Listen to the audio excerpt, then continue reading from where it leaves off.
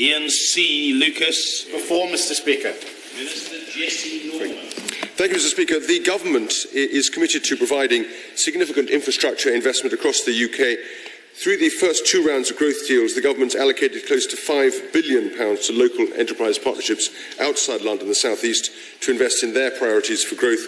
With matched funding from the private sector, this is helping to deliver billions of pounds of investment in infrastructure throughout England. City and devolution deals have also committed over £8 billion to areas outside London and the South East through long-term investment funds. Over £1 billion will be in the Midlands Engine and £3 billion across the Northern Powerhouse. Ian C. Lucas. Global businesses such as Kellogg's, Airbus, JCB and Toyota have sided themselves in North East Wales and have prospered, making the area one of the most successful industrial areas within the UK. And the Honourable Gentleman is we'd love to see him there. Can he bring with him investments which these businesses deserve for their confidence in North East Wales as an area? Well, I'm grateful to my honourable friend, and I mourn the absence of collegiality from the Culture, Media and Sport Committee now that I've crossed into the front bench. I share his admiration for the work of those companies, and I had the great pleasure of visiting Airbus only a week or so ago, and I will be delighted to come and visit in due course. And this government continues to support those strategic industries in many different areas.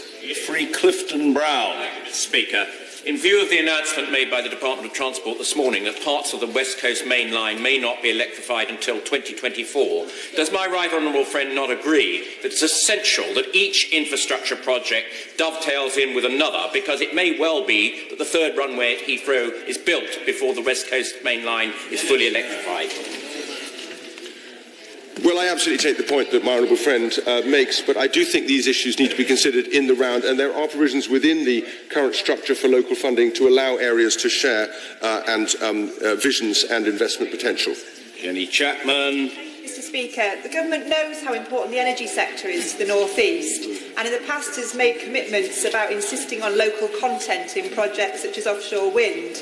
But what's it doing to assess, monitor and, if necessary, impose penalties where promises of local content are not met? Well, the government has a rigorous assessment process for local content, and most recently we've seen the Hinkley Point C station subject to an over 60% local content provisions. If the Honourable Lady knows of any particular instances where she feels the government isn't following up, she's welcome to write to the department. Thank you, Mr. Speaker. Further to my honourable friend, for the Cotswolds question on the West Coast Main Line, parts of the Great Western Railway have similarly been deferred this morning, which is not great news for our region.